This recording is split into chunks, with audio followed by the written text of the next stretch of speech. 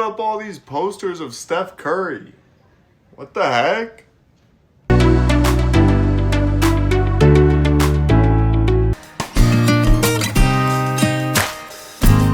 Welcome, everyone, to episode 5 of Big ATB. five. It's a pleasure to be here with the guys once more Tuesday night. Um, so excited to be here, checking in with Nico Cashman. How are you doing? Doing well, doing well. Just watching the Knicks, like always. I've been job searching recently. Trying to Good do that. job. Good job. So Yes, sir. yeah, Yes, sir. keep myself busy. Keep myself busy. I feel that. I feel that. Matt, biggest Oos. How you feeling? How's Bayonne? I'm feeling good. Bayonne's good. We're still recovering from the snow. Still some removals going on as we speak. So it's been a great weekend, or it was. I got the triple box here for college basketball. Never disappoints, and I can't wait to get into it. Facts. Facts. And Nano down in sunny San Antonio. How's life? Very good. Actually, not so sunny today. It was a little bit rainy when I was going on my afternoon Poor walk thing. before the Poor thing. podcast. I Poor know, right? thing. It wouldn't be ideal if I was out there trying to hit some balls. Unfortunate. Yeah. But besides that, can't complain. All good down here. Yeah, I just want to get into it. Talk about this big weekend we just had. Yeah, it was a jam-packed. I mean, from Friday through Sunday, obviously a lot of and I mean with the trade deadline Thursday, probably Thursday through Sunday, just a lot of sports news on all fronts, and especially with the opening ceremony for the Olympics happened on Friday. So there was just so much that happened and went on this past weekend. But we have to start at the the biggest game of American sports every year, and that's the Super Bowl.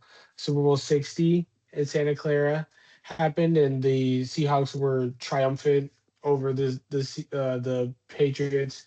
I mean, I don't even think the score was indicative of obviously how lopsided this game was.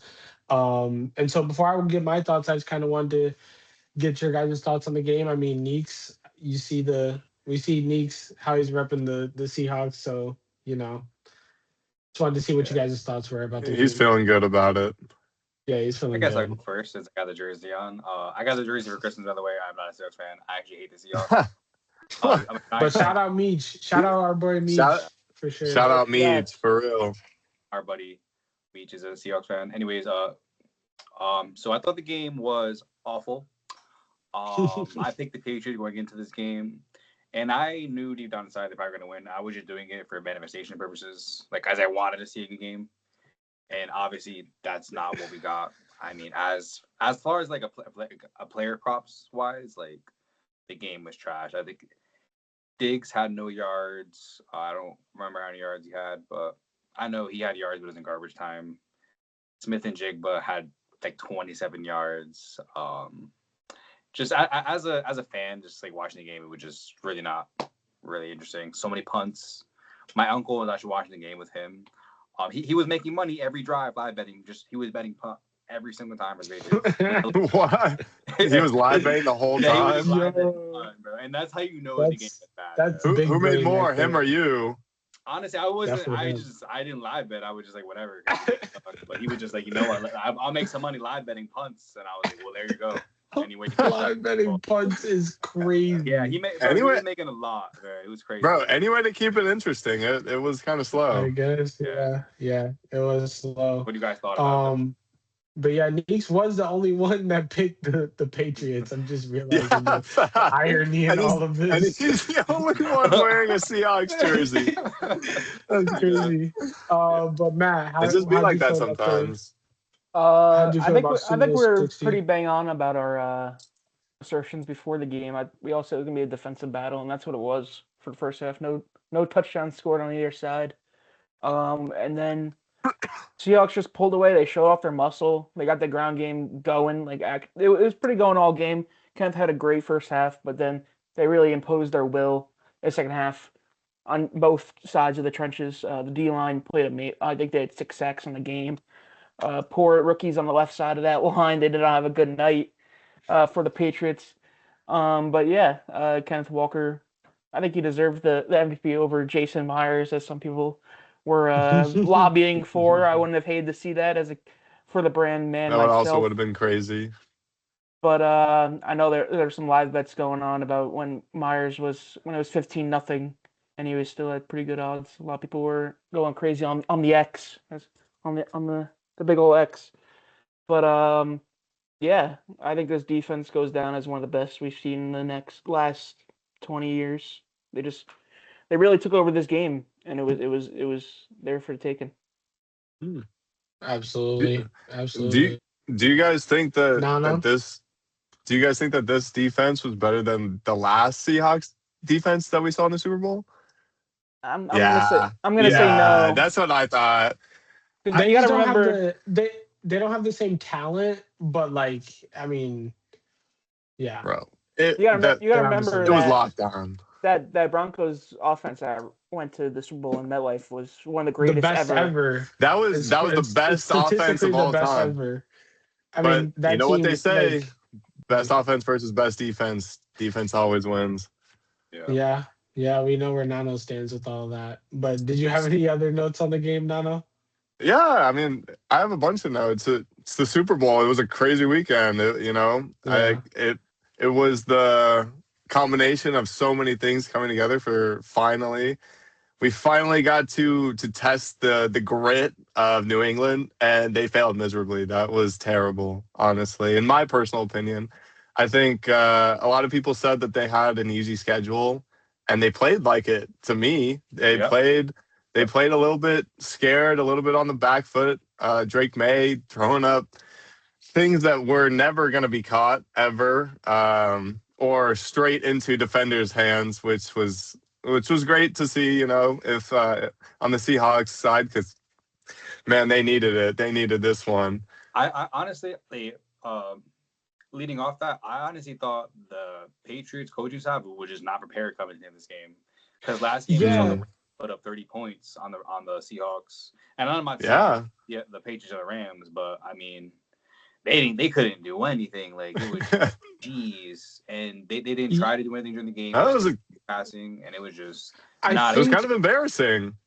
I think the But this difference has been a is whole playoffs. They haven't shown up in yeah pretty much any game. yeah They've scraped by pretty much every game, and that's what I maybe thought that this was going to be, is that they were going to also contain Seattle and scrape by doing the same thing that Seattle and they did for did for the most of the most part. game. I mean, for the first That's drive, what I'm saying. That's what I'm saying. But Seattle, I mean, nails in the coffin. The scoop. I mean, the interception, the pick six, obviously. The interception, was it late in the third or early in the fourth, when it was I straight think it down was the early middle fourth. intercept? I think that Yeah, was early that fourth. was that was a terrible, terrible sight to see, because New England thought they were coming back too. They really did. At least that's what people like Dave Portnoy was saying on their Instagram stories. And so, to me, it was just a bad showing. I had a couple things about maybe Drake May having an injured shoulder. I guess you could blame a lot of some of that stuff on. But if you look at the highlights, I mean, he has time to throw in some of those plays, and he's still nowhere near any of his receivers. So I thought that if you're a New England fan, it's kind of sad. This is your Super Bowl team. The last thing since Brady was there, and that was shit. That was so bad. Yeah, Um, yeah. I don't wasted, I know. mean, bro. Josh Allen should be ashamed of yourself, bro. You didn't get in the playoff in the Super Bowl this year. It was I just mean, it like, did come out that Josh Allen. Did you see who? that Josh Allen had a broken foot for like the last like 3 weeks of the Oh, season? really? Oh my God! Yeah. Everybody has I something mean, now. Yeah, right. I'm not Did you see advocating. I'm the not saying Did you like he's see a the hero or clip? anything. Did you see the clip of Russell Wilson being like, "Yeah, week, I can't remember what it might have been, week two or whenever they played the Cowboys." He was like, "Yeah, I had a completely torn ligament. I didn't tell anybody. I couldn't tell anybody. I knew I had to play that Bro, game." I know he's. I don't. I literally don't listen to anything or watch any Russell content It was anymore. just crazy because he just told on himself and Yeah. everybody who Well, didn't just because he announce wants that. sympathy, that's just what he does. But back to the game. Yeah, I Yeah, said the Seahawks defense was easily the best unit all year. Like they were just shut down from start to finish. I mean, the only team that is able to do anything against them is the Rams, and that is because Stafford had obviously an MVP season. Is a terrific thrower of the ball, and McVay's probably the best offensive mind in football. Like they have Puka Nacua and Devontae Adams. Like Puka put up like 200 plus yards in the second game, and they put up like 100 in the other two games. Like he just fried them, but like that's the only team that was ever able to do anything offensively against them. And we all knew that the Patriots offense was not good enough. Like they were able to scrape by. And I really thought back to that Chargers game in the first round where like it took them 3.5 quarters to really like put that game out of reach against a Chargers offense that was doing absolutely nothing against their defense. And so in this game, their defense played really well, but the offense just was bad. And I like Neek said, like um, the coordinator like who won assistant of the year had a terrible showing in the Super Bowl. I mean, he seemed like he had no plan for they were so unready for the corner blitzes that Seattle threw at them and all of this other different stunts and stuff like that. And they were just so unprepared and they didn't seem like they had anything that they were going to do to get Drake out of the pocket or do something. So I just think it's kind of an indictment on them to get there and then not have the plan to maybe be more successful in the Super Bowl. But I'm not feeling bad for yeah. New England. So I It's mean, just, do you it's just think though. It's really hard it's really hard to get a nice Super Bowl, like to get a good game it's every really year. hard to it's really hard to get a Super Bowl? I mean, I think you just have to be good and have good play calling and not kind of crumble in the last moment. But going back to kind of the O line D line situation, I do think that Seattle has a solid D line, a really good D line. But do you think that it was more on the rookies playing, Will Campbell playing on the line that gave up so many of those defensive plays, or do you think it was just like the overall like Seattle being like good at defense? that's a I put great a lot of question. this. I put a lot of this on Mike McDonald. I think he schemed up a great game plan. I Mhm. put it more on the rookies than I do, including Drake May, more on less than Josh McDaniels because these were all these sacks that you had in the first half and in the third quarter and late in the game. It was just like blitzes coming from either Witherspoon or Kobe Bryant or either other DB out there. Even Worry had a couple. And these are checks that should be made. Like if Stafford's out there, he's making these checks. He's not getting blitzed with no one protecting him 5 times. It seemed like in the game Yeah. at Yeah. least. And there's a clip. There's a good mic'd up clip from Julian Love. He dropped a pick early in the game, and he was like, Mm. "I'm gonna get mine. I'm gonna get mine." And they said something about how Drake's getting to the back of his drop and looking where he wants to, and he referenced him as a young quarterback, and he said he's not Mhm. doing what he's not doing, and he's pausing. He's waiting 1 second to see if the guy's open. Where he mentioned Stafford by name, saying that he would just throw it. Like he's not Yeah. waiting. He's anticipating, and I think that's you saw a young rookie who might not have been ready for that type of defense. Yeah. Yeah. And I I, think I think it's just two very different styles of quarterback too. Like Stafford's willing to rip it. Like he's willing to just rip it and trust his arm and trust his receiver and just be like, "Fuck it, I'm gonna throw it." And you really that's the only way to beat this defense. It seems like is you're going to have to your receivers are gonna have to be better than their secondary and their corners, and they're just gonna have to make plays. And Drake May wasn't willing to do that. The lights were way too bright. I mean, the only semblance of that was the Mac Hollins touchdown and that was it. But I mean, you were only going to get one play out of Mac Hollins. You yeah. weren't going to have But like a Mac Hollins legacy game. And yeah, I mean, yeah. Will Campbell giving up 14 pressures by himself is historically bad, It sucks, generationally He's bro. going to bad. be It working for I sucks. Amazon mean, soon. that is bad, but I agree with Matt. McDonald is a genius and schemed up he schemes up his players to put them in the perfect situation. I mean, they have all the pieces, they have all the right archetypes along that defensive line, but the way he schemes them up and brings pressure from different angles, and I mean, they play in the nickel all the time, and so they have this extra DB on the field all the time, and so it just allows them to get very creative with their blitzing, and so I credit more McDonald in the front than I do. I mean, Mm, Will Campbell played an objectively terrible game, but yeah, it was not very easy. Not many yeah, left tackles would have had a great game in that game either. yeah. No, I mean, I think that that's definitely fair. It is heavily on Drake, man. I would totally agree. I even looking at one pass, I can't remember what quarter, but he threw it to Matt Collins, and it was triple coverage, and it was that might have been the pick early that he missed.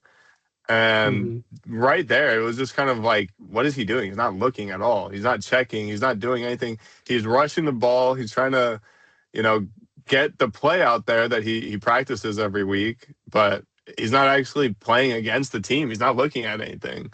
So, Yeah, it was a bad time for Drake May to probably have his worst game at least of this, like to have his worst game of the season. Like he was never comfortable.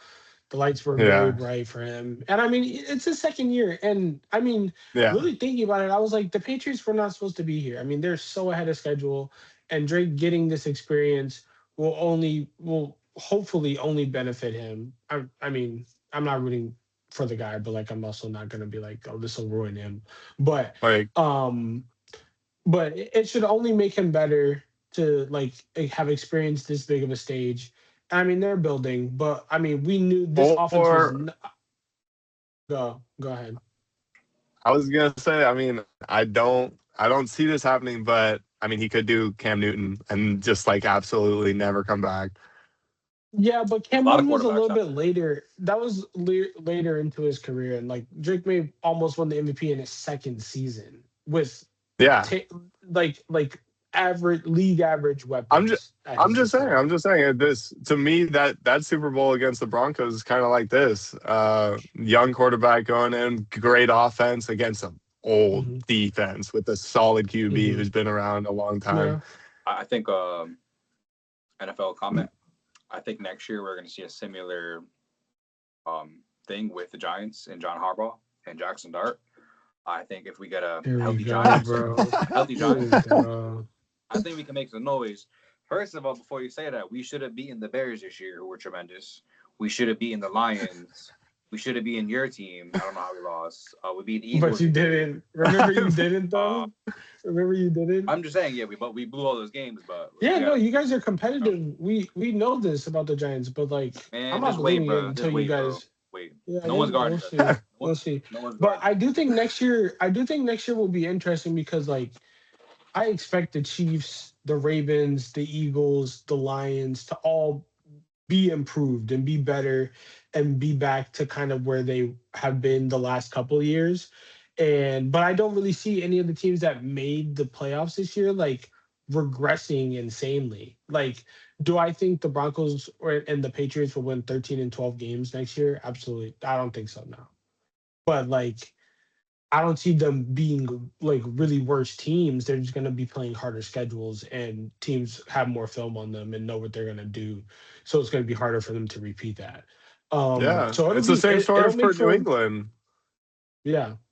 Yeah, and so it'll be very interesting to see how next year shakes out, especially with all this. I mean, coach movement. I mean, Clint Kubiak the very next day after. I mean, he had an introductory press conference today, but he got to Vegas literally yesterday morning. Like Dang. spent like didn't celebrate for like 12 hours.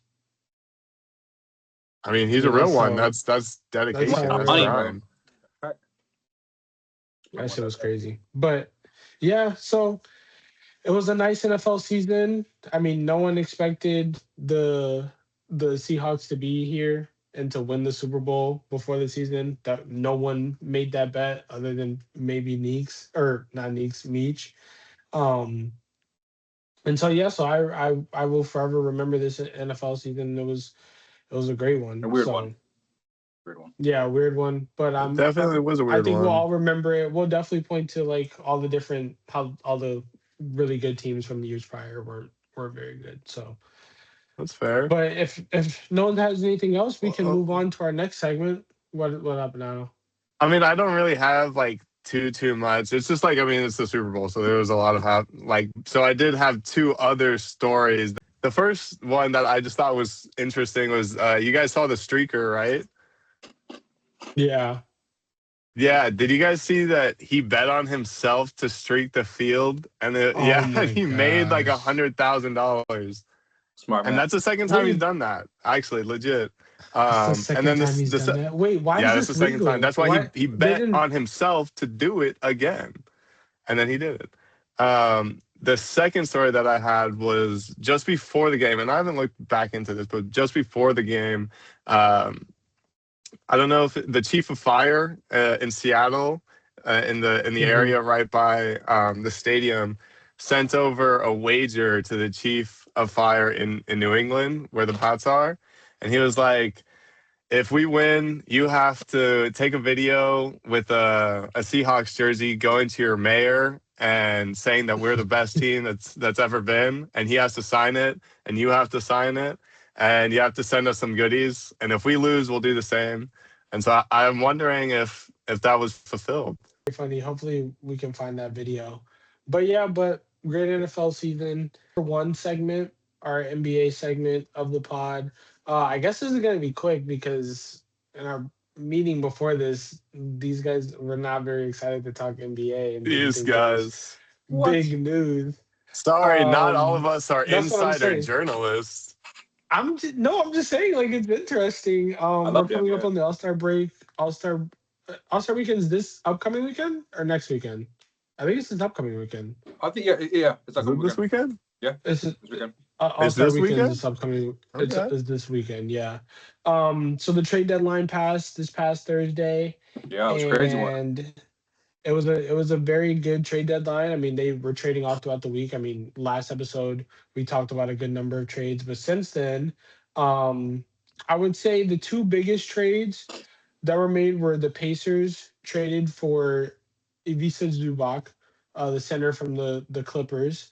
Um, and they give up Benedict Mathurin in the trade, and they also sent a protected first round pick in this upcoming draft, but they get to keep the pick if it lands between 1 and 4 or between 10 and 30. What is It's like the this? What is weirdest. this? You It's can the do that? Yeah, you can put like very weird protections on picks. So I mean, obviously it's not going to really affect them this year. They're probably not even going to play him because they're going to want they need to be one of the bottom 2 or 4 teams in the league. And so but I think long term he's an improvement from Miles Turner. He knows his role, and he will probably be um a very good piece to add in with Halliburton, with Nemhard, and with whoever they are maybe able to draft in slots 1 through 4. But Matt, why do you disagree? Like you can't tell me that if Zubac is a better big than Miles Turner objectively, like I don't know. way better. I don't really know if that's true. I haven't seen Zubac play in a really meaningful game and make an impact. I mean, he's he's basically just there to catch lobs and You didn't block you didn't shots. watch the you didn't watch their series against the Nuggets last year when they lost in 7, and No, he was giving Jokic everything he had. not really. Yeah, I mean, it's Jokic. yeah, we can pull up what It's the Jokic best player in averaged, the world. It's but the best player in the world. It's the best player in the you world. brought it up. I didn't, um, but yeah, I mean, I guess so. And I don't think even if it falls to 5, like I would take Caleb Wilson over Zubac. I would take Kinsey Flemings over But Zubac. you can have both. They can No, have but if it falls out, both. what if it's a 6 pick? I would be pissed. Yeah, I'd be upset, but they have more likelihood than it not being that they're gonna be able to keep the pick. Though they have to get blessed. 'Cause No, their odds are more they fall out of the top 4 than they're in the top 4. That's how the odds work. they're Like the Nets are aren't they third, but they would still there's 50% shot they fall out of the top 4. yeah. That's just how the lottery works. So Yeah. if we're playing the odds, like you're But saying. we know Silver's not going to do that, bro. And I You don't know, think like Miles Turner, I would say, is a way better rim protector than Ivica Zubac is. No, I would say Bucks is pretty good. I don't think so. I mean, maybe rim protector, but I don't think he's a better defender, like a big defend. Like Miles Turner. Miles Turner against Jokic is absolute food. And Miles Turner versus the room Zubac is not absolute food. And how about the spacing that Miles Turner had on the offensive side? Yeah, I mean that's a little bit, but Zubac's gonna play as a hub, and he's one of the better passing big men that we have in the league. And they lose Mathurin, who was pretty. He was giving you 15 off the bench. Yeah, but what if they get AJ DeBanza, who no one's gonna care then that's about? Fine, but we're looking Mathurin. on a face value right now. Yeah, I just think it was a great deal for them. I think it was a great deal for them, and it's going to be a better schematic fit than Turner. And also, it was also Zubac. I mean, the numbers he's having, he's getting thrown lobs from James Harden. He was good before. He's been good before James Harden was on his team, dude. He was average. He's 10-10. Bro. He has been cooking with James though.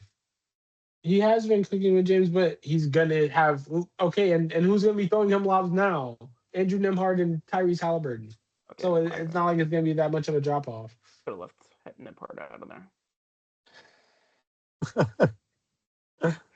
Anyways, the second trade I wanted to bring up was AD to the Wizards. I mean, obviously, the Wizards doesn't really. Big news. I think the Wizards got to a point where they're like, all right, we're really bad, but like we got to start selling tickets because like people haven't been going to Wizards games for now, like. Almost a decade. Like it's been a long time. They sound like they're the Flint Tropics. Yeah, since they've been like in any way relevant. They are. If you could compare a team to that team, it's that team. Wait, what? Because they just. He said if you can compare. No.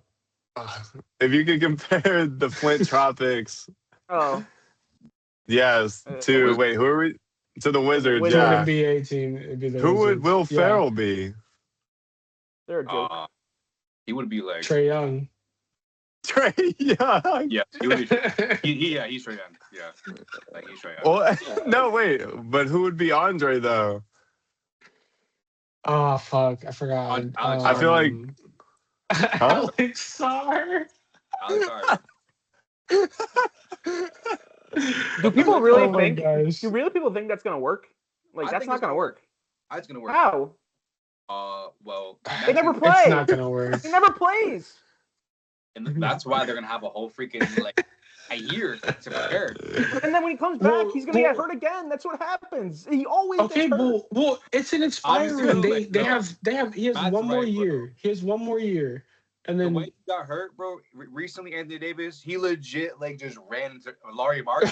Yeah, he was just like, "Oh my god." My point. Like what, dude? I had a bet him that day too. It's like, what's wrong? Of course. What's wrong? Why are you?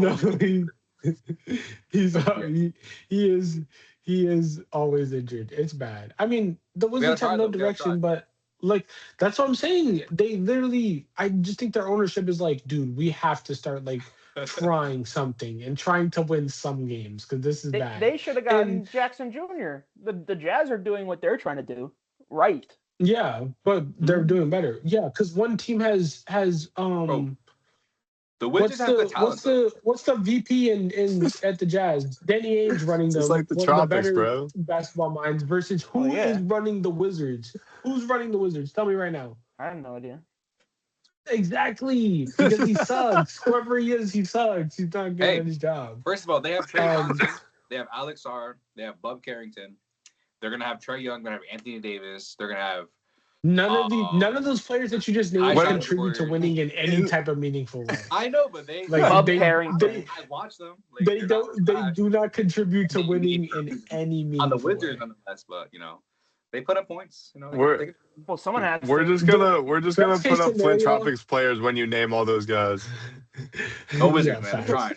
Go DC. I was thinking though, best case scenario, this is like a this is like a Chris Paul on the Thunder type of move.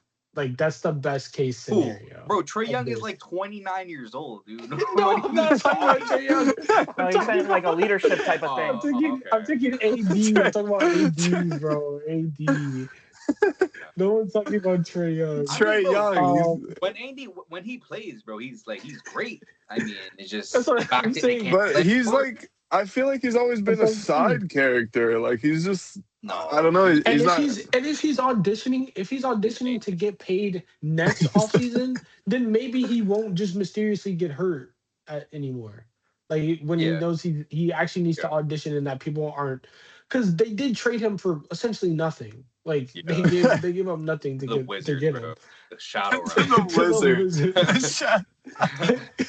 Hey, honestly, Like if he that's stays in that bad. city, though, I would want to look So at that if team. there's something, this is a wake up call. Shadow This has to be a Realm. wake up call.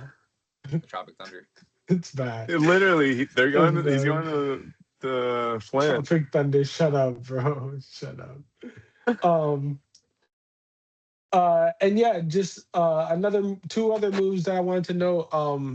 Io DeSumo to the Timberwolves, I thought was a great move because they needed better guards and better guard depth, and it gives them another defender on the wing for the playoffs. So I thought that was a really good move for them. That's a great And move. then finally, the day has come. Jonathan Kuminga is no longer a Golden State Wait, where'd he Warrior. go? Um, The Atlanta, he's on Wizards. the Hawks. No, the Hogs. He's on the Man. Hogs. Porzingis for your boy. Him and Well, Buddy got traded. For Yeah, I mean, Porzingis? I Wait, don't what? really care. Yeah, for Porzingis. Porzingis is now on the Warriors, expected to make his Wow. debut after the All Star break. Everybody's heading to San Um, Fran. Yeah. everybody's moving to San Fran, but yeah, I mean, I'm fine with taking a flyer on Porzingis. I mean, it's probably not going to work out, but and it's Yeah. literally 8 to 9 years Like, too late for this. Like what I've been position is begging he the going to Warriors. play in the Golden State offense? I mean, he's Okay. Well, all he three. would be He's the a big center. He'd man be shooter. he's a center. standout there. He won't fit. He's going to play the corner pocket though, the corner three the whole time. I think when he and Steph play, I they'll was gonna do say pretty him and good. Steph are But gonna be right next to each other. but they're not going to play that off. Like he's not going to play that much. I can just see it now. But I would like a little jolt of energy. So I mean, hopefully he's able to Can you give me 30 games for Zingas? Like, can I just get that of It healthy might be too much to Porzingis? That'd ask be For for. nice. what? Tank. Yeah, but dang. Honestly, though, They're for not gonna Steph, they're not gonna tank with Steph on the team. They're not gonna tank with Steph on the team. Nah, Steph won't allow that. Yeah, he won't allow that. Yeah, he's not gonna do that. So I'll take 30 games of healthy Porzingis. We'll see what the fuck happens after that. So Steph's gonna hold Um, him hostage for what, next 3 years? hold them hostage, brother. He brought them 4 rings. Yeah, but I'm saying like now it's like you gotta like keep this guy happy and like be like the Did Kobe 17th. hold the Lakers? Did Kobe hold the Lakers hostage in his last years? Oh my Yeah. gosh. Well, I mean, yeah. Well, not really because they were terrible. Okay. That is And the true. Warriors are what? And the Warriors are what? They're not that Mid. bad. You guys aren't Mid. that bad. They're mid. Yeah, but I'd rather We're be terrible than yes. mid. The worst place to be is the play-in. That's the hostage. That is holding your team hostage because you're not gonna win and you're not gonna get a pick. Wait, so what do you want him to do? Retire? Hey. He's nice. Come to the Knicks, Curry. Come Yeah, to the leave. Knicks. I mean, he's not. Okay. He hurt his. He's not. We he's gotta not going get to. off the Warriors right now. We got other Anyways, stuff to talk okay, about. I mean, I guess I could get in my bag now and talk about the All Star weekend. It's happening this weekend, like we just noted in Crypto.com arena, the Clippers' new arena. And obviously, I'm not even going to get into explaining the format for the actual game because it's really dumb. And just know it's U.S. versus world, and it'll be a very weird game. The 3-point contest is literally the only thing that's still holding up nowadays. But what I really wanted to touch on was LeBron getting an All-Star reserve spot from the coaches, and just be honest about the state, like the nature of this reserve spot. Like he's not been one of the 12 best Western Conference players this season. First of all, dude, it's LeBron James. He's gonna get. I think they kind of have so to. then, That's like if so then let's not say that he's an actual all-star. He is an all-star. We're just putting what do him in they the game want? What because would you rather put? is Then he- just is say he the one of the 12 king. best- We have to reserve a spot for the king. He's a king, bro. Yeah, just do that. I'd rather you do that than try to disguise it as, oh, LeBron's actually an all-star this year. No, he's not. I mean, We all he's know that. 21, 6, and 5. I mean, that's. That's And I they're don't know. good. all-star And they're numbers. good. That's all-star numbers. They've he's been LeBron bad James. for the He's last 41. like. He's 20 That's what I was gonna say. It's LeBron James. Okay, It's like if so Kobe was out there, that's what I'm Shaq was saying. out there. I You mean, guys are agreeing with me. Just make I it don't a agree squad. with Be you. like, we're I don't putting agree. LeBron in the game. I would say I agree with you. I agree don't with me, think but now I don't think that he I think needs he's an to all-star be. reserve. I think they should have just put him as like he's gonna be at the All-Star game no matter what. But Neeks. So he's been better this year than Kawhi, No, but Kawhi doesn't play, and so he was chosen over Kawhi. Bro, LeBron also missed the first how many Kawhi games of the is not season gonna with get chosen sciatica? over LeBron, first of all, he's not going to get chosen over LeBron. That's just not going to happen. I agree. Okay, that's what I'm saying. So I'm- just make yeah, it, I mean, just make no, it a I don't lifetime agree, but achievement. I don't think, bro. Kawhi just started playing, bro. He just started playing. LeBron has some leeway. He started playing like in December. I get what you're saying. Kawhi Okay, didn't play. I get what you're what is their saying. defense? What is their difference in games played? LeBron's played Kawhi's 35 also- games. It says Yeah, here because he was put in. Oh. Because he was put in. He was, So what's he was the an big deal? alternate. I'm saying because LeBron was chosen as a reserve, like Bro, off reserves rip. No, matter, bro. like we have to put him in the Yeah. game. Okay, I mean it's we can. Kawhi's played more games than LeBron. He's played 39 this season. Okay. So I don't want to hear. All right, let's just move on. Let's just Bro, move LeBron's on. We have fucking other. awesome. Okay. My problem is you're acting like he's He's- Dirk, like back in 17, like where they were like helping him onto the court. Like this He's guy's balling. like, he's like if you said, oh, he's not an all-star, he's at least the second name you mentioned that was a snub. At least. Don't give me Sengun. Don't give me fucking who else? Who else didn't make it? Keontae George, he was balling though. He should have made it. But First of all, Keontae George has been balling. He's been playing some good ball. yeah, Keontae like, was a with borderline all-star. With these suck ass teams, someone has to put the ball in the hoop. Someone's got to score. So it's like, yes, I understand he's averaging 20, whatever. They stink. They reek. Okay. And that's why he's an all-star. Okay, Correct. but can we That's my just admit point. that? Can we just admit that we're putting LeBron in the game only because he's LeBron? No. I'm not betting it. No. Right, Not gotcha. whatever. Okay, whatever, all right, that's fine. moving on. That's fine. No, that's fine. That's fine. Yeah. I mean, do we have anything else to say for the NBA? I mean, the Pistons beat the Knicks by 30. Oh, hold on. First of all, slow your roll. First of all, 30 ball, that game, 30 ball. That game didn't even matter. Hart wasn't playing. Well, he was playing. What didn't matter, bro? OG wasn't playing. Cal was playing, bro. We're second. We're behind them. We're 5.5 games behind them, dude. And they're having like a glorious season, bro. We here in the 2020s at least. We do this, bro. Yo, man, you remember Dennis we're 9-1 in our last from 10. St. John's? Yeah, we he's a beat the hooper, brother. Nuggets in double OT. Bro, he gave the Knicks hooping. work, bro. He gave them work on Friday. And then he was talking shit in his press conference. He was like, I went undrafted behind these guys. Like, I hate these guys. Them niggas, bro, they're trash, bro. When it comes down to it in the playoffs in the last 5 minutes of the game, bro, let's see what happens, bro. Because at the end of the day, Cade Cunningham, you guys have been clutch. You guys have been clutch Okay. in the last 5 minutes of games. Okay. We've been talking. People that are good in our team, dude. Like those last 5 minutes against Indiana were not great. Yeah, that's what I'm saying. When have you guys ever been clutch in the last 5 minutes of a game? First of all, I'm talking about with Detroit, and we beat them last year. Did we not beat them last year? In 6 games. Okay, in 6 games. 5 games, 4 and games. they're a better team this year. They're a better team. Bro. Okay, I don't think they are a better team. They're not a better team than we are. They're not a better team than we are, dude. They're not. I'm sorry. The standings say otherwise, bro. You didn't even watch the NBA, dude. How are you gonna tell me? Like, get out of here, dude. when it comes down to it, bro, any money, bro, the Knicks are beating the Pistons this year, bro. Any money, bro, in the playoffs. Any money, bro. Okay, They're not beating I us, bro. mean, we're just gonna. Not beating us. I'm telling you, this is gonna Their get ass. clipped, and we will be playing this in May. Yeah, bro. Just like every year when you say the Knicks are gonna lose in the first round. Just like every year we win, and we have catastrophic something failure. So when the Pacers come back, they're always going to beat the Knicks, right? No. I want to get back, bro. Tyrese, get healthy, bro. I miss you, bro. Come back, bro. I miss Pacers ball, honestly. Moving on to Survive and Advance, our college basketball segment. There were a lot of big college basketball games over the last week.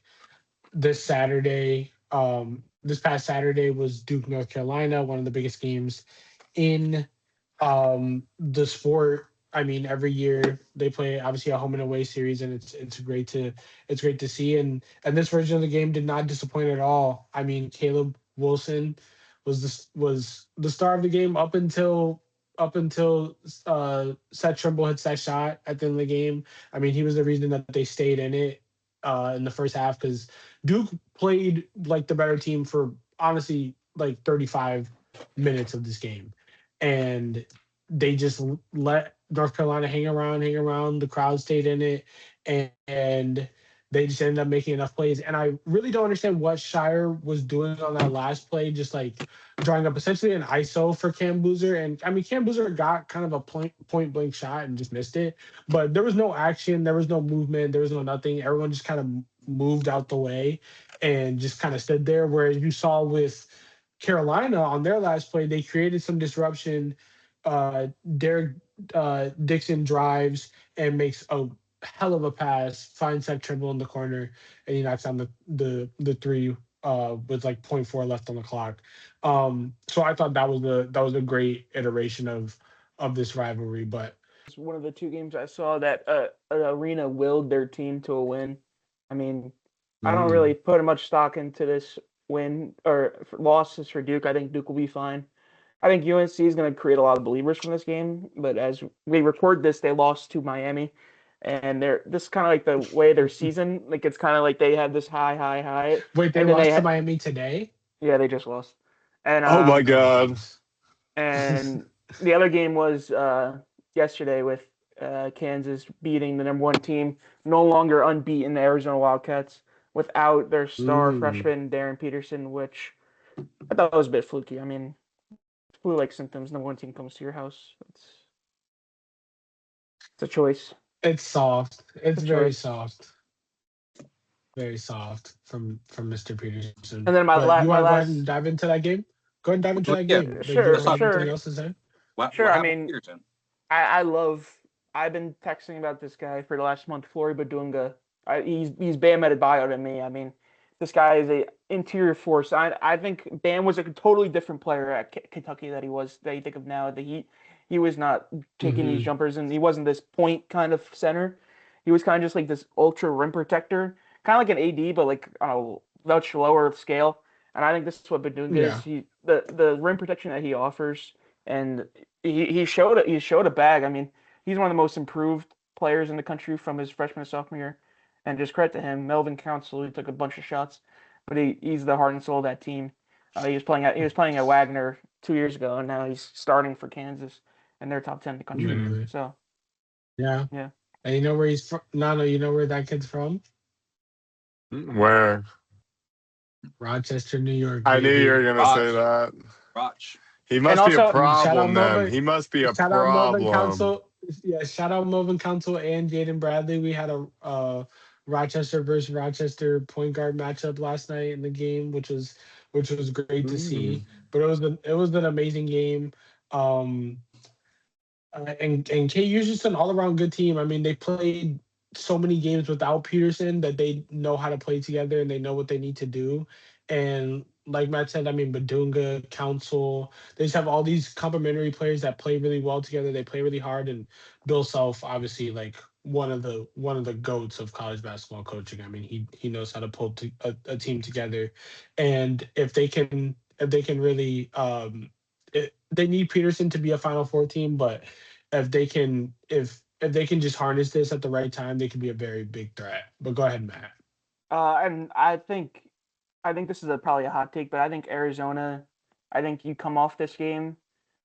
I think you're a little bit nervous for the lookout because next coming schedules they're facing the gauntlet that is the Big 12, and I think we Yeah, could be recording yeah, an episode in 2 weeks, and I think they might be out of the top 10 in 2 weeks. I think they might go on a losing streak from this game because I saw a stat. Uh, a team has more wins against top 40 teams since December than them, and that's Gonzaga with one. And I think Mm. Gonzaga's in a pretty deep spot right now if they lost to Portland this past week. yeah. They lost to Hey, Portland, which Portland's is good. Wait, crazy. who? University of Portland? Yeah, the Pilots. Yeah, The they Pilots. Dang, they beat shout out they beat Portland. Gonzaga.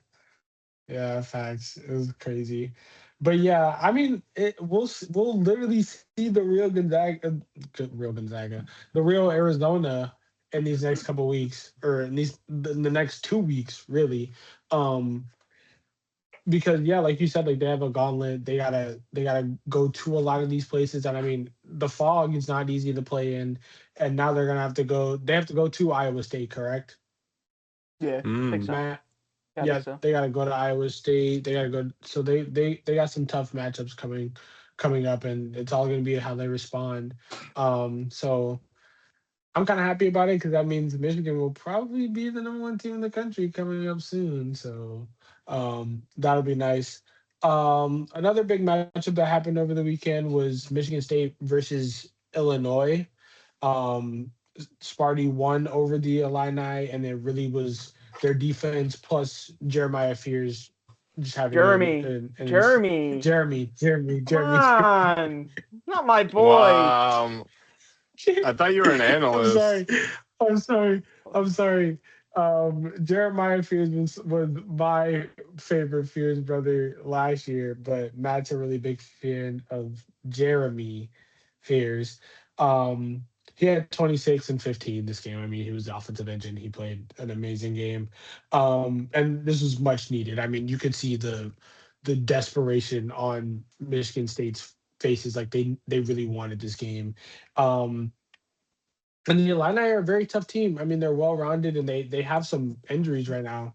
But once they get their players back, and I think obviously Wagler and Stojakovic, I mean, they had a great game. Um, and I mean, I'm not really worried about them. I mean, this is a tough environment and they barely lost.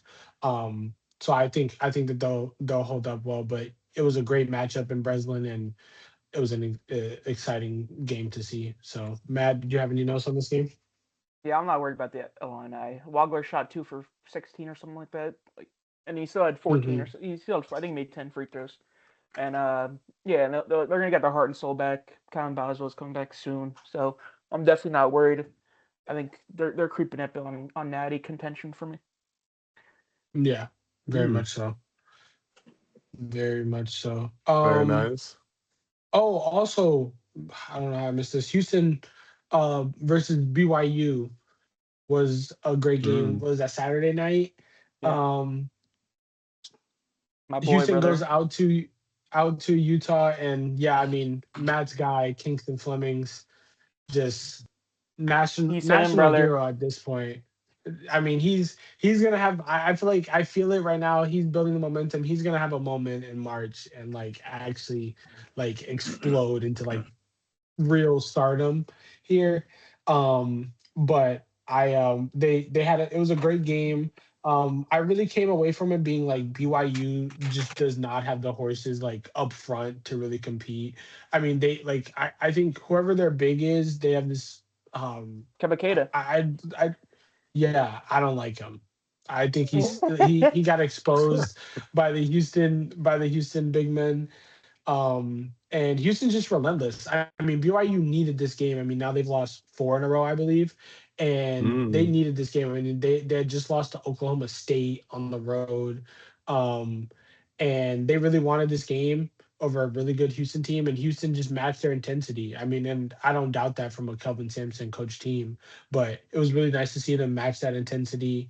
And BYU fought really hard to get it to try to get this win, and AJ, I mean, did what he does and had again a very good game. And him and Rob were the reason that they were able to keep this a little bit close. But yeah, Houston, the Cougars just pulled away, and they're always gonna they're rounding into form, but they've always been in that national title conversation. So very excited about them.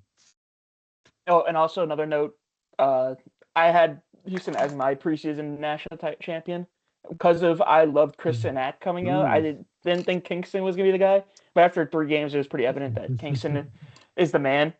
But Chris Sinak, he's been coming into his own a little bit, and he had a great game against BYU, and they're coming along. It's not. I said in the first episode, I think it's not a Houston team. Usually, Houston is great in the early stages because they're so old, but they gotten all these freshmen now, and they're kind of like as every college team they're going to get better as they go, and that's scary for a Houston team because they're already so good at the beginning of the season with Kelvin Sampson. So yeah, still no hesitation there.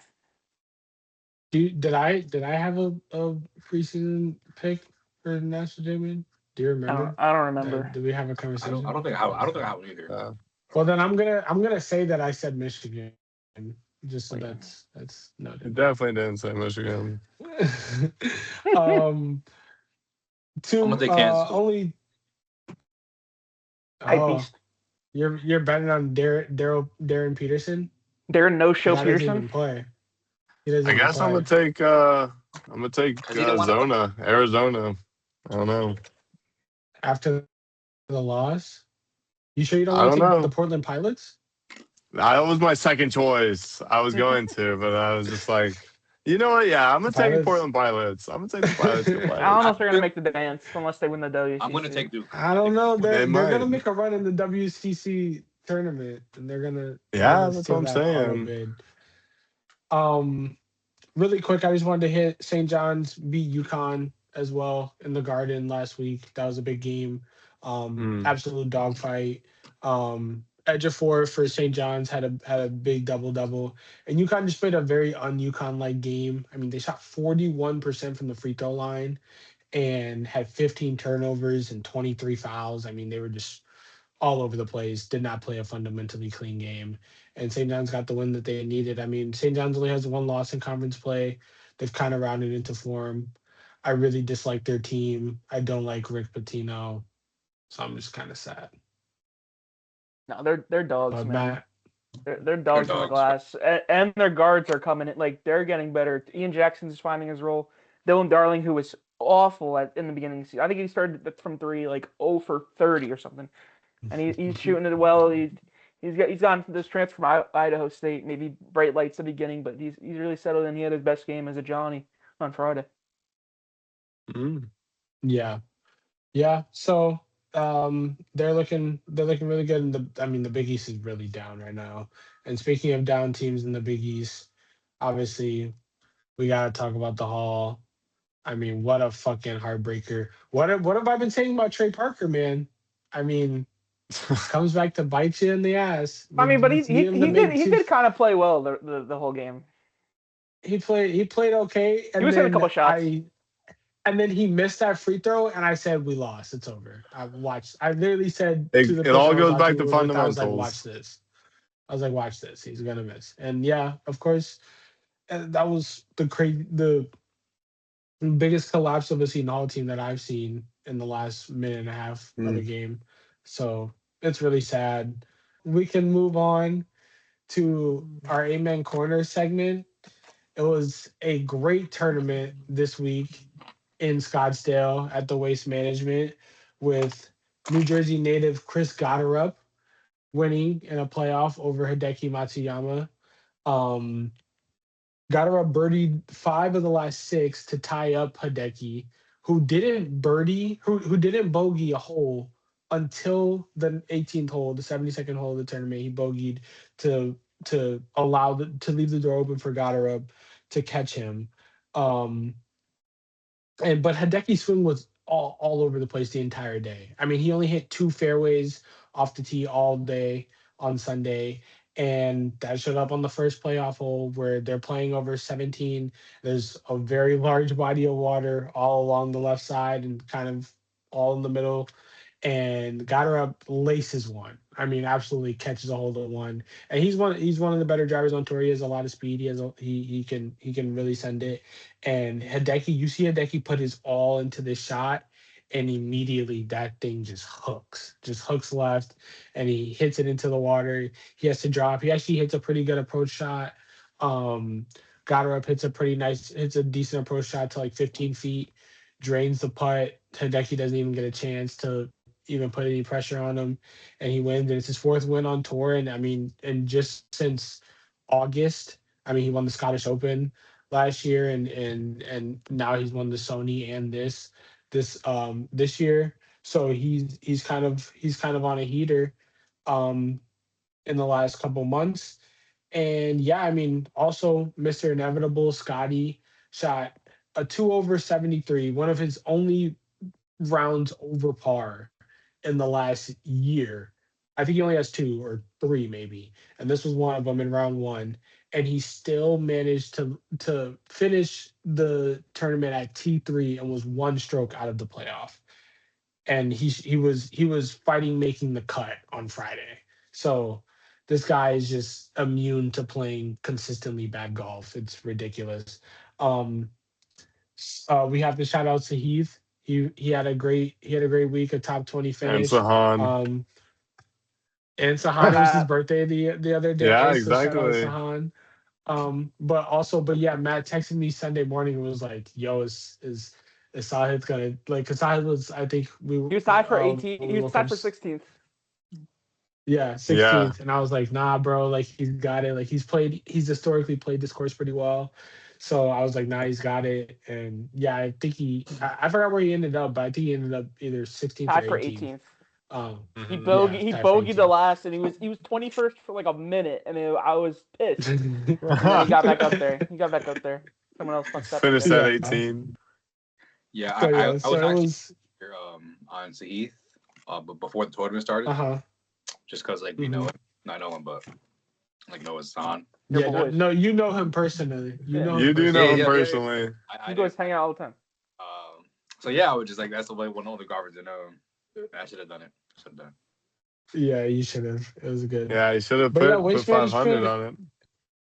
Waste management is definitely one of the best non-major PGA Tour events that we have on tour. So it's nice. But it was hectic. I saw there was like 143 arrests on in Scottsdale this What? weekend. Yeah. Hell and yeah. like Bro, and like Jack Doherty got kicked out. Matt, hell yeah. Yeah, Jack Doherty got kicked out. There were like 43 DUI arrests That's over the awesome. Hell yeah. weekend. I mean, what Like, did you Awesome. I would expect? agree with This that. is a stop tournament that saying people this, line up guys. This was at bad. 5 This is a.m. to bad. run to a hole to drink all day. Shout I out. mean, it's like, It was bad. imagine a tailgate that never ends. Good work, Scottsdale. Never ends. At a golf tournament. It was crazy. Wasted at Waste Um, Management. Good work. We'll it's get the him best next place to year. be. But this upcoming week, one of the most scenic and greatest golf courses in the world, Pebble Beach.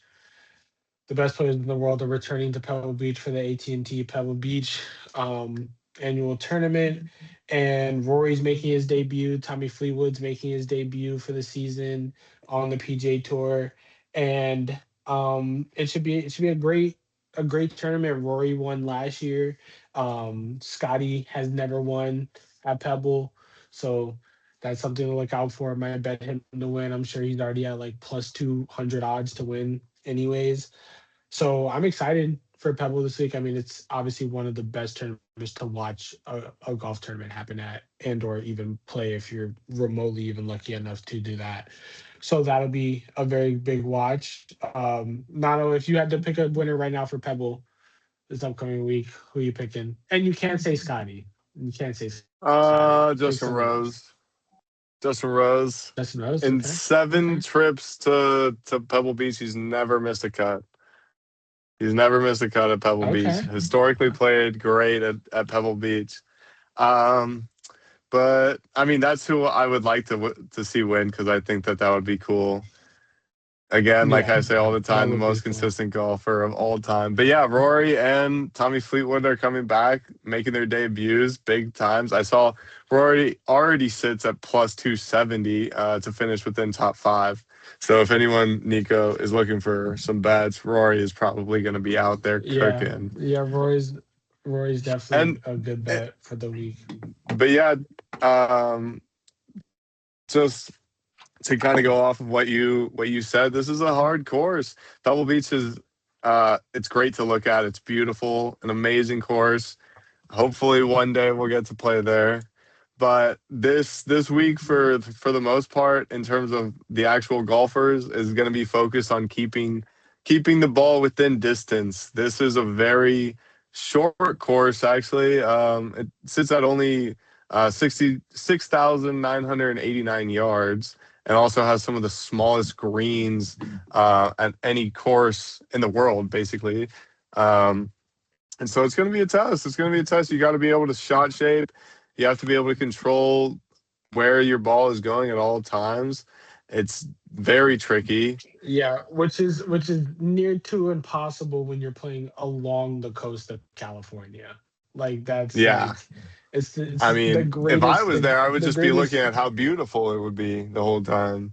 That's what I'm saying. And so it's a very tough course, but it's beautiful. It's laid out terrifically, and it forces the players. It really will really see who the best shot shapers and iron players are in the world, really, because it is a pretty short course based on tour average, and it's all about those iron play and Yeah. putting, really.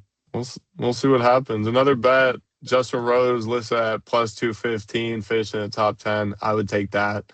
I think that's Mm. 100% going to cash, in my personal opinion. But yeah, Not betting it's gonna advice, but yeah. not betting advice ever. But it's a great time. It will be a very fun week to watch. We'll see what happens, see who wins. Hopefully Justin Rose, maybe. But something else that I also had, Nico, you might be interested in this, is there is now fantasy PGA Tour golf. You can have a fantasy squad. If you go to fantasygolf.pgatour.com, you can actually select and draft people, I guess, with your friends. I haven't looked into it, but I was reading Hmm. an article and it was saying someone is the odds of them doing really really good this week are insane, so make sure to have them on your fantasy squad. I was like, whoa, what? That seems pretty So cool. if Well, you're I also feel yeah, like if you're I big into also feel like fantasy, I also feel like if you have Scotty, that's an insane cheat code. yeah. Like And whoever had the number one pick in I the want to draft know how, and got to pick Scotty. like He might. how that would work. Who would get to pick what? Like, does everybody get a top 10 player, a top 20 player, top 100 player, something like that? I think you just draft. No, I think it's just like a normal draft. Like it'd be like if you're drafting fantasy football players and like Oh, you just Yeah, draft the best team that you can. So I think yeah. that would be really cool. Matt, would you ever do a fantasy golf league? No.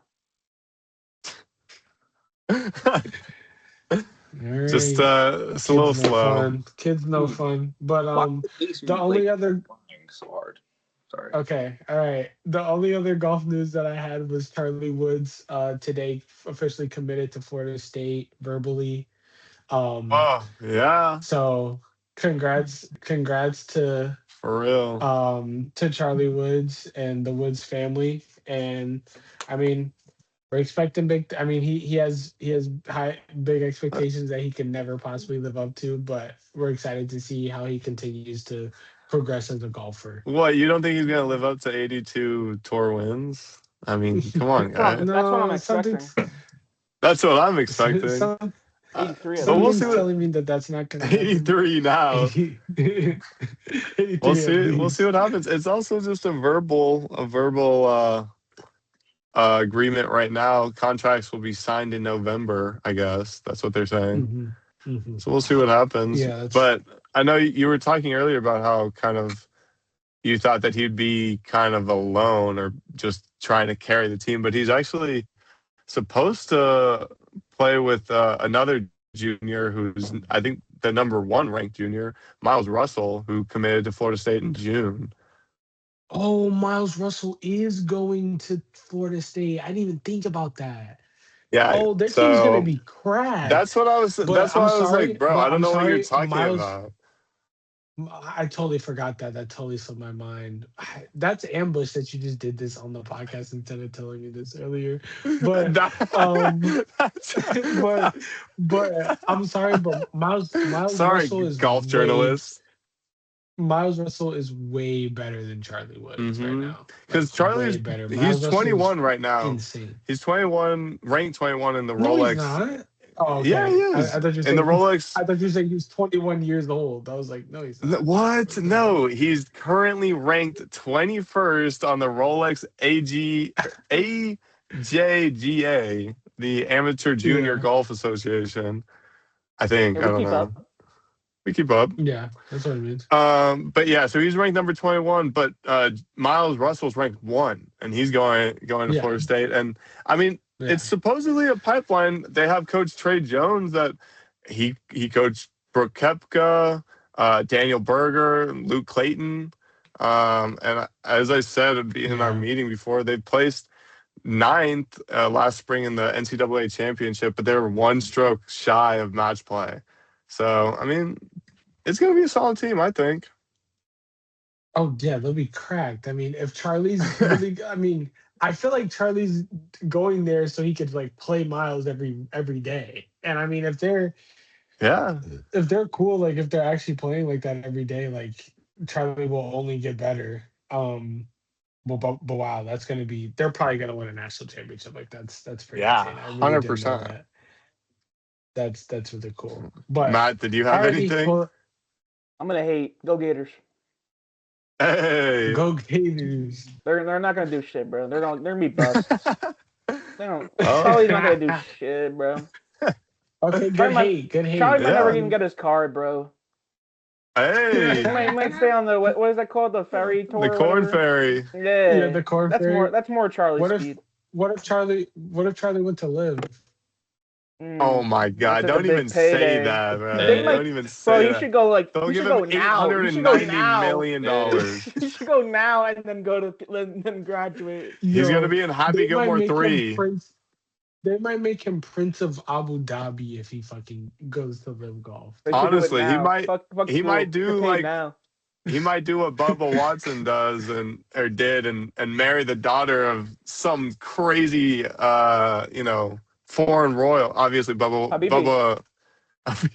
Habibi. Bubba is married to Richard Mill's daughter, so that's a whole different thing.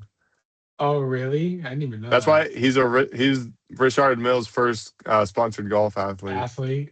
Next, we're gonna move to the pit crew, and we don't really have any real news in the pit crew, I didn't even but we know did have this. some things we wanted. We weren't even supposed to do this. I did just we weren't supposed we were gonna do an F1 segment, but some stuff happened and I was like I want to talk about it.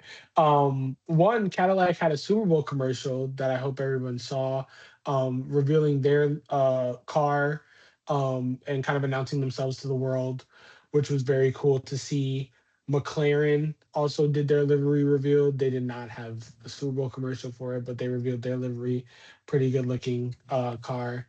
And also on Sunday, not only talked about it last episode, and I kind of cut him off. I was like, I don't really want to hear it. I don't want to hear it. But this Oh Sunday, my Lewis gosh. You Hamilton don't and Kim even deserve to Kardashian. talk about this. Lewis Hamilton and Kim Kardashian did attend the Super Bowl together. Now do you believe me? You stupid idiot. I told you that they were together. Calm down, calm down. You hate to First of see all, it. I believed you. I believed you, but I just didn't want to talk about it because I was hoping that it just wouldn't be a thing. But now it seems like it's definitely going to be a thing. And this is my initial thoughts were: this is terrible. This is horrible. This is a This terrible is really idea. bad. This is This is really horrendous. bad. Bro, how can you fight the Kardashian curse and the Ferrari curse at the same time? But then I I was told like, you when Lewis Hamilton went to Ferrari that he was going there to die. And I stand by that because he doesn't care anymore. He doesn't care. He You don't want to hates win. talking to the press. He doesn't want to be at Ferrari. I mean, obviously, maybe he should go back to Mercedes. At this point, they would have him back. I was also thinking because Him and Kimmy? Mercedes' car, they would they would probably have moved Kimmy to Williams, Nah, and I think they're George would have again stayed booting. At I think Mercedes. they're booting George. No, I think they would have kept George and just put Kimmy at Williams. But if Lewis would have a chance to easily win his his eighth title this year if he was still at Mercedes. Like it's so fucked up because they have a rocket ship. I mean, they're like I George is know they. probably is a heavy favorite to win this World Drivers Championship. And if he just was able, I mean, but Toto wasn't offering him anything other than a 1+1, and he didn't want to Yeah, go into this season having not knowing who his team would be for a new regulation set. So it was a tough decision that they forced him to make. But I think Toto's an asshole for not wanting to stick it out with Lewis as long as he possibly could with the guy that brought him 6 championships. Um, but hey, what are you gonna do? 7. But 7, yeah, really 7.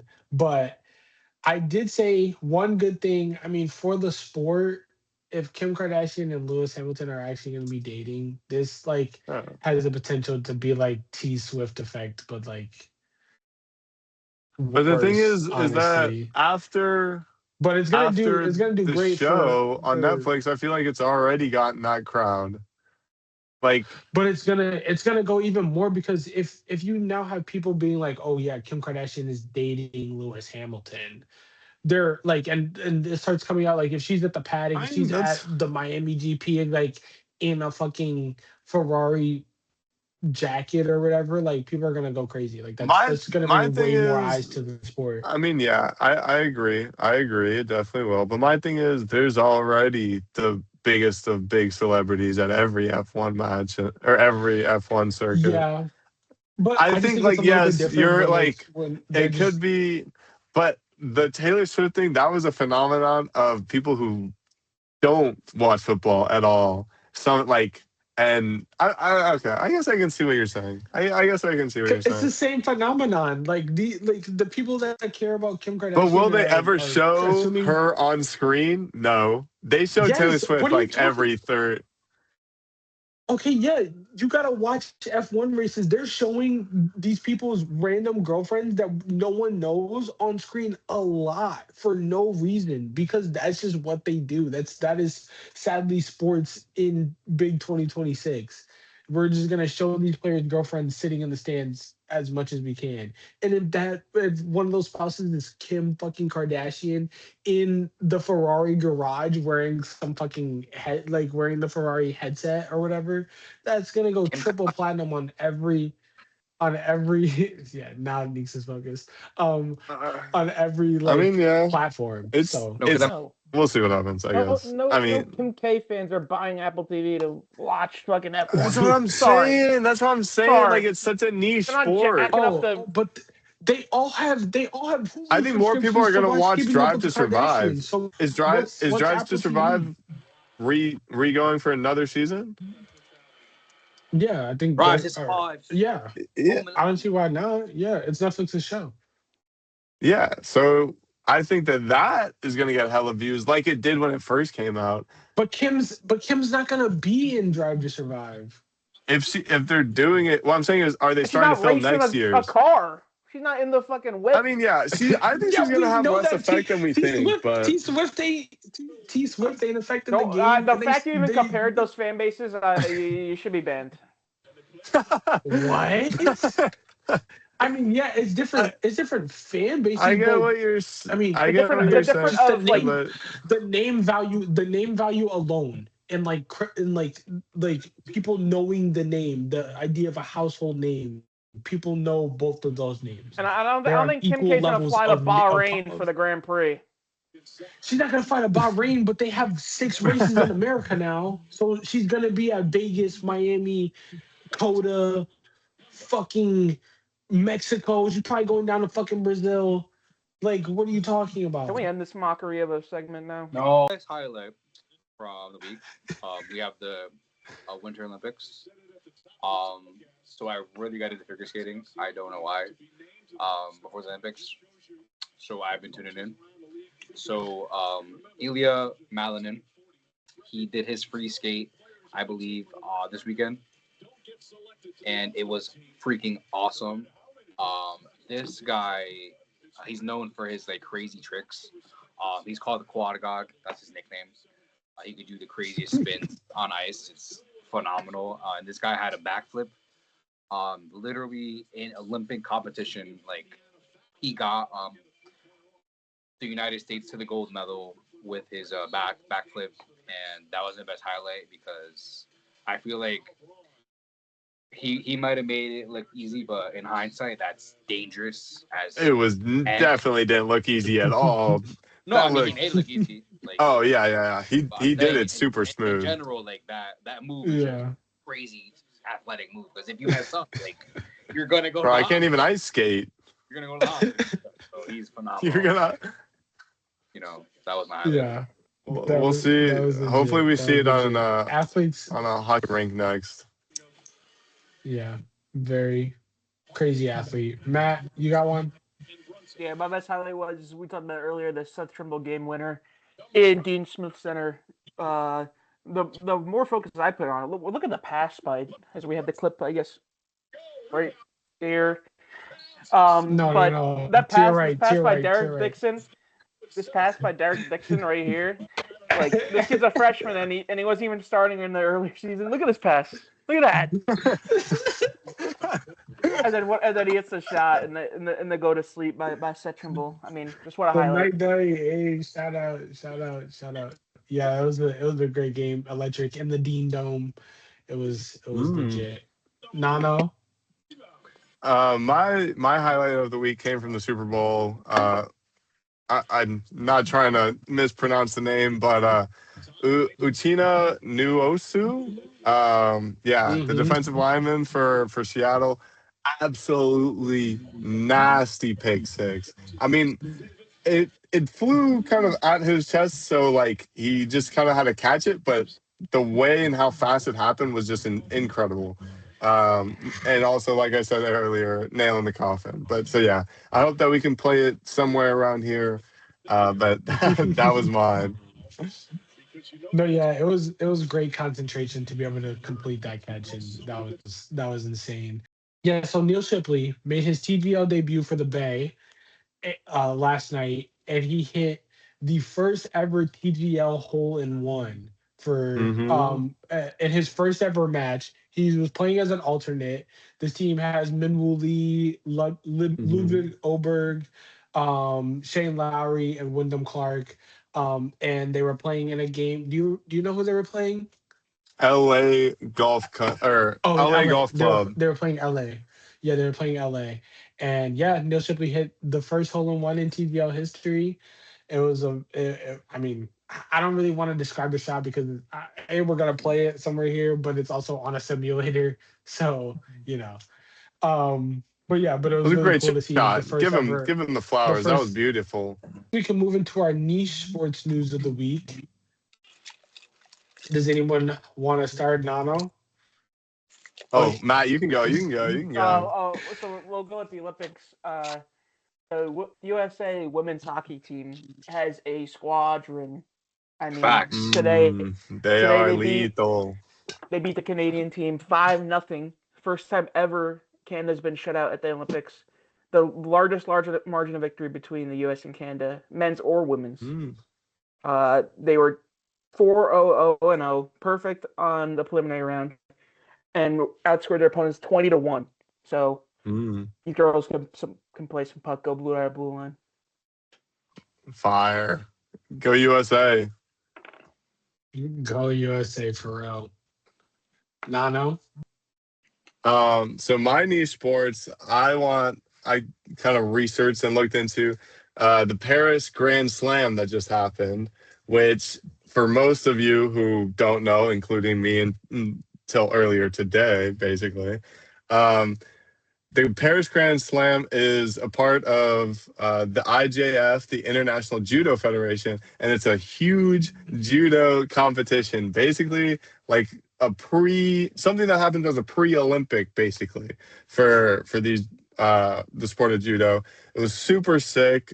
6 continents competed, 78 nations with 488 people competing, or judoka, maybe as they're referred to as.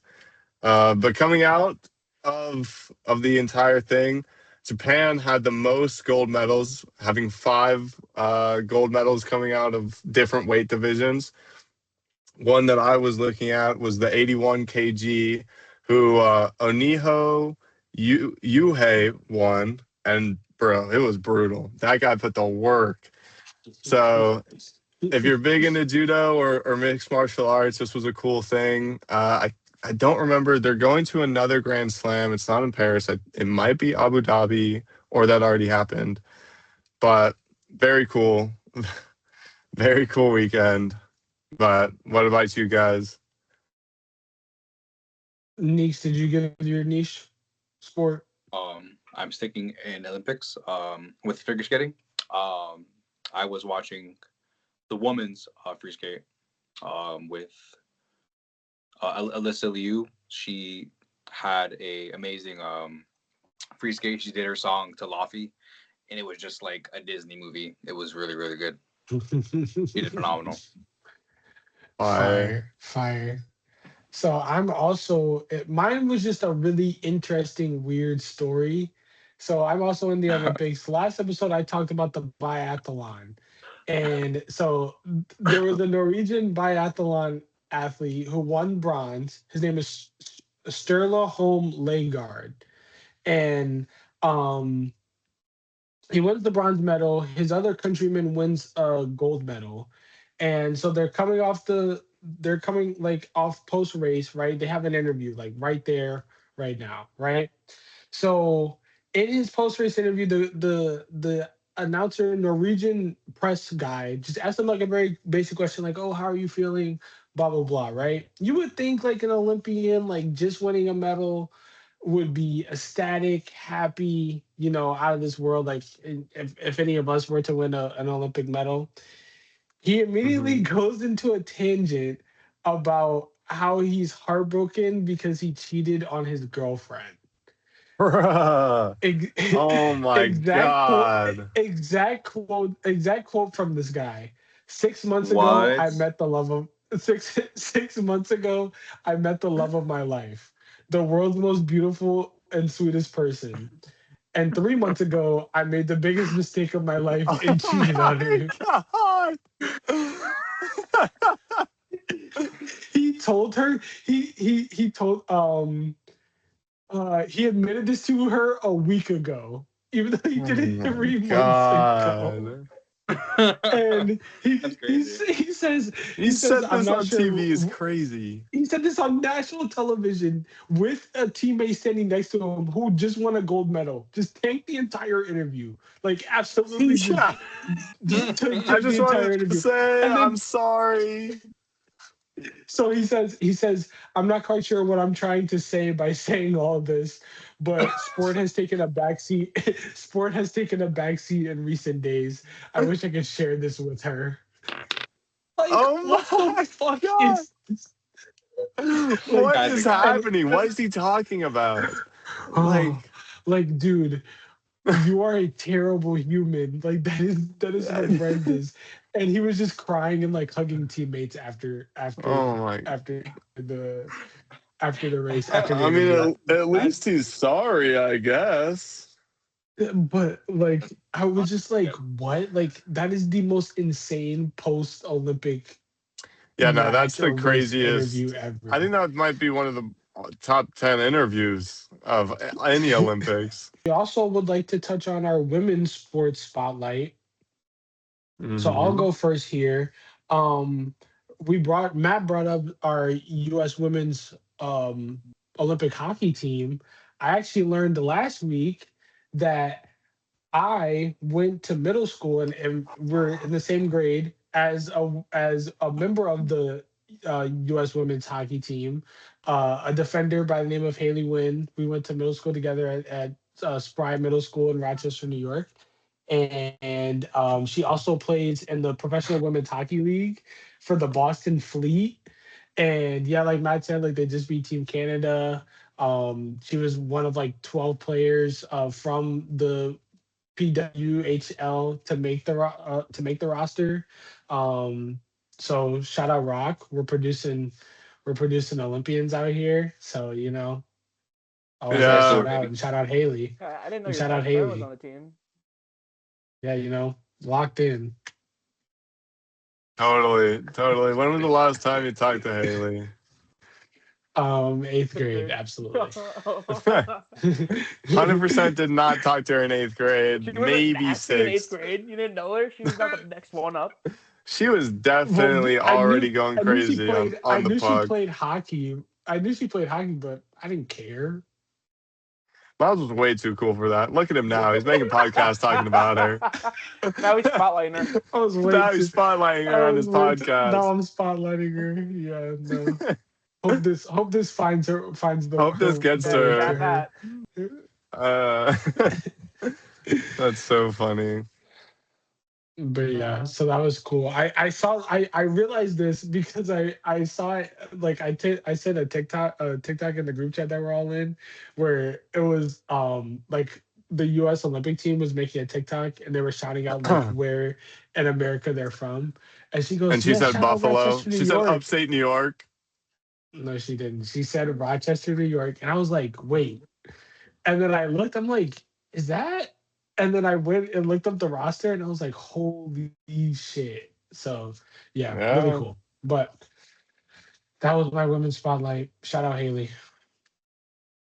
so funny. Hopefully she reaches out to you. For real. You got one?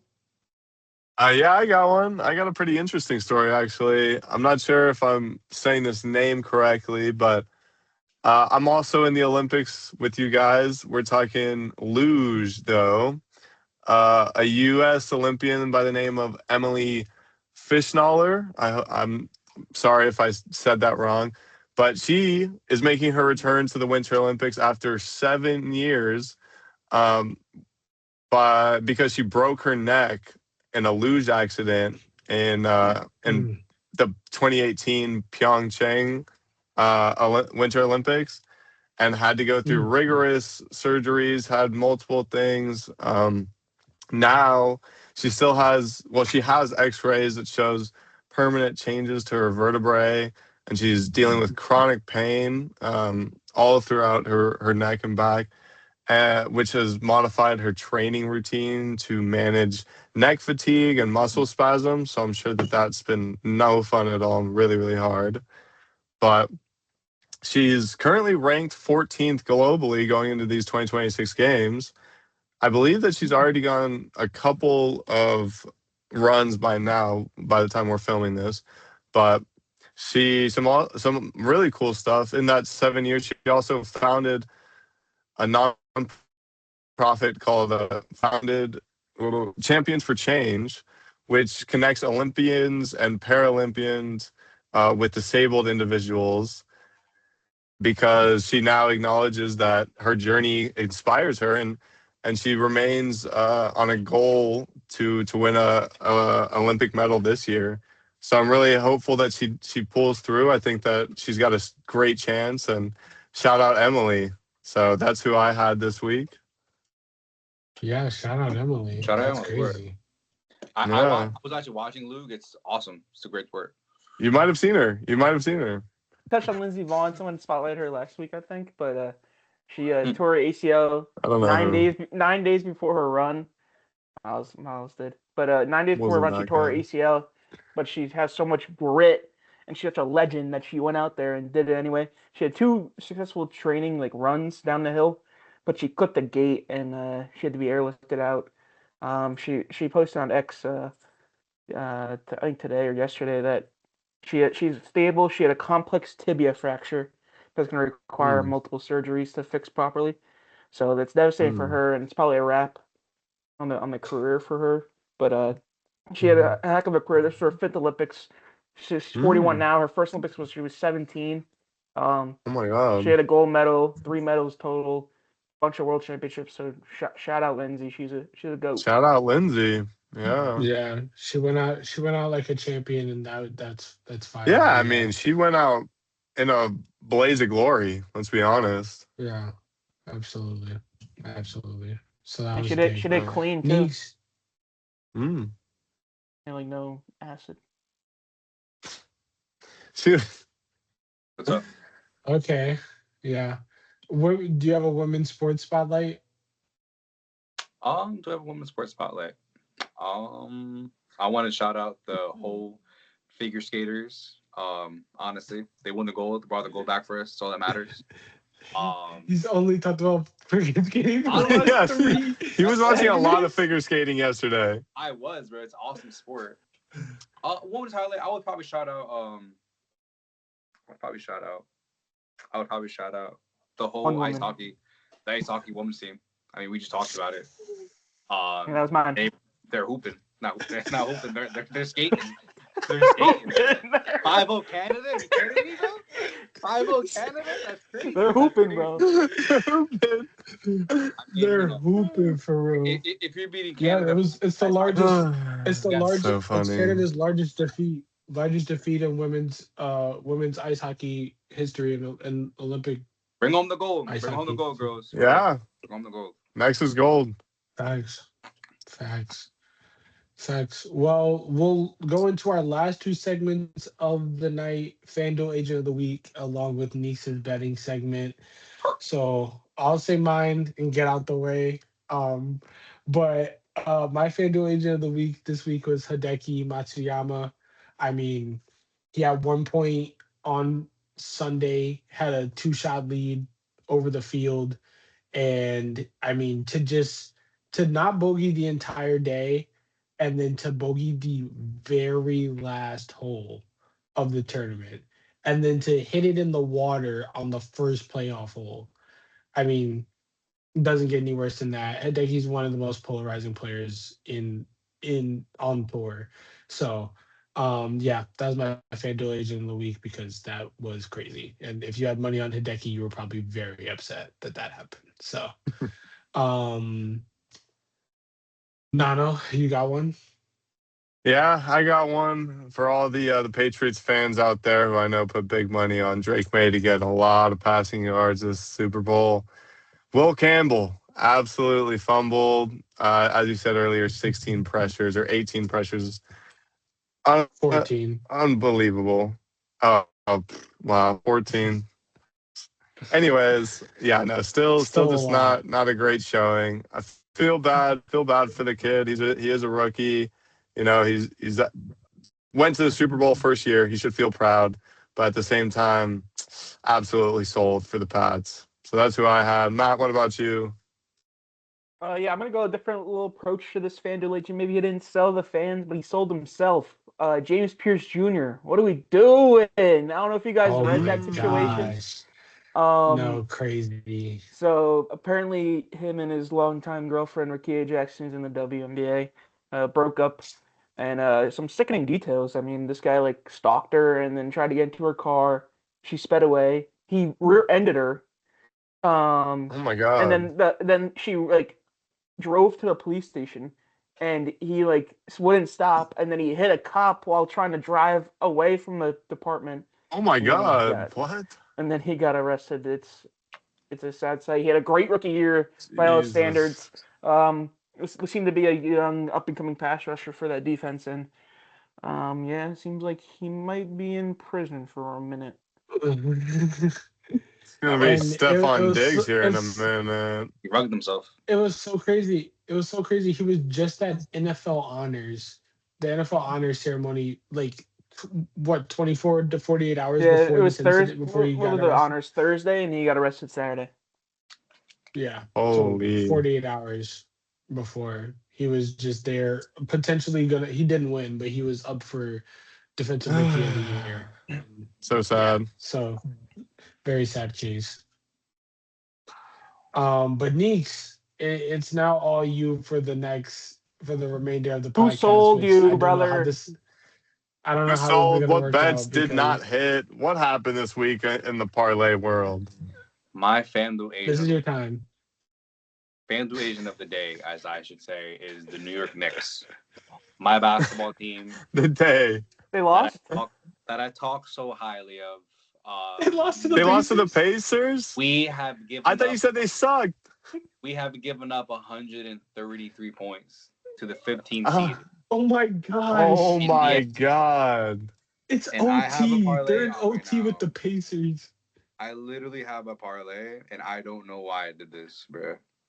Pascal gave you guys I 30. have That's the Knicks crazy. to win. Andrew Nemhard, 22 points. Bro, I knew it though. It's Bro. all when you. I had this game written off as iffy just because it's the Pacers, and they always, it's like a good battle between them. And look what's happening, bro. We're getting destroyed. So they're my Bro, fans.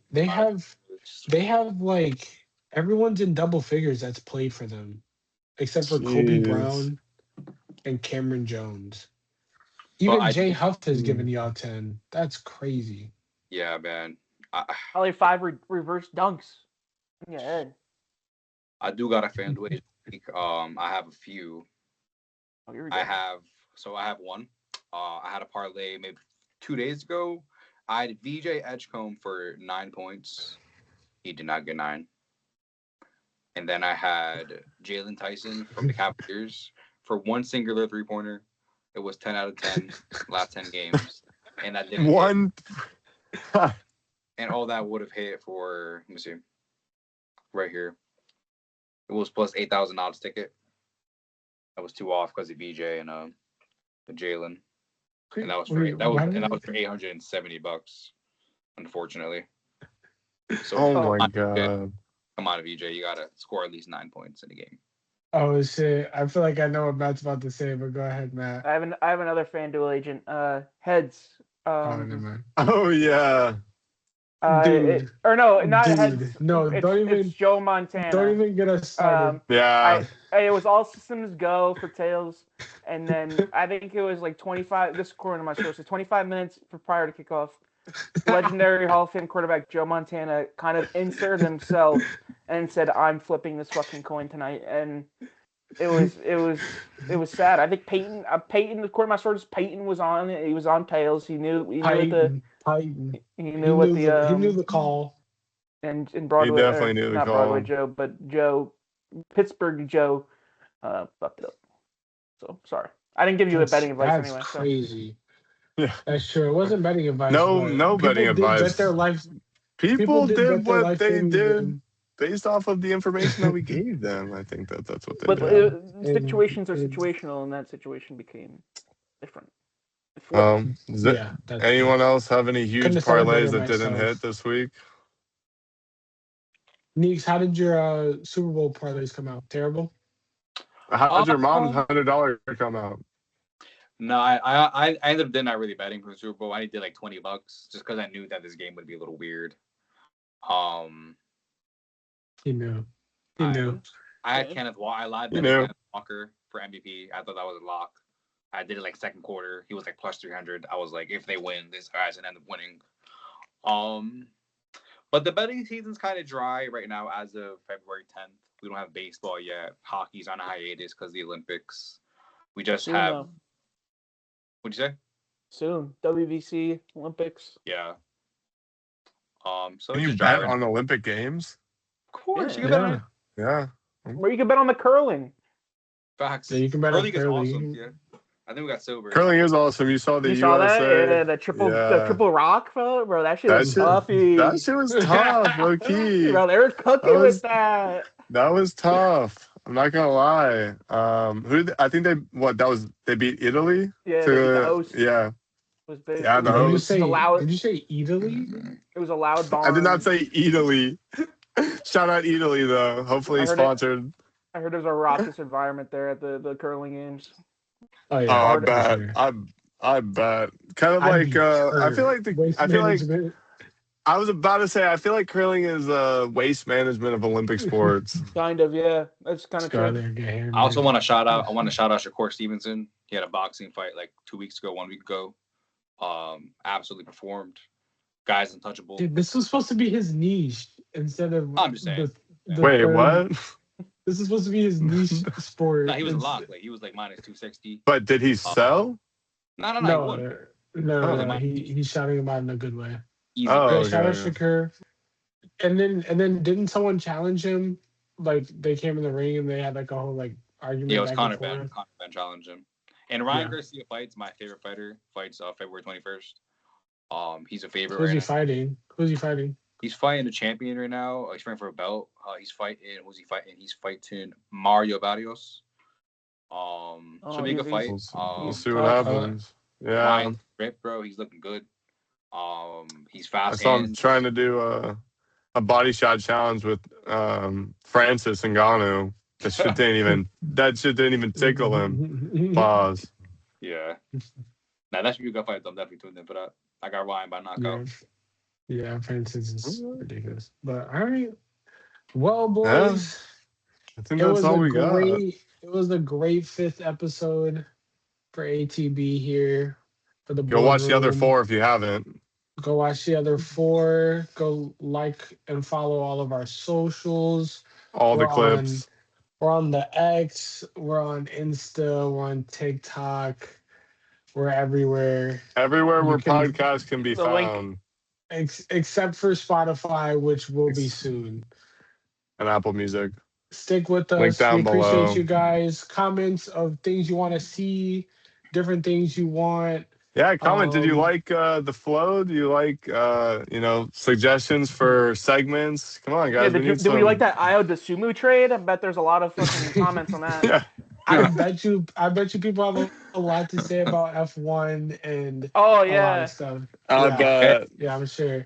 Go Hey. leave it in the comments, guys. Just so it's in the episode, Neeks is hosting next episode. Yeah. So Get ready, yeah, Nico yeah. Cashman episode. Nico Can't forget. Cashman hosts episode 6 of the ATB pod. So we'll see you guys then.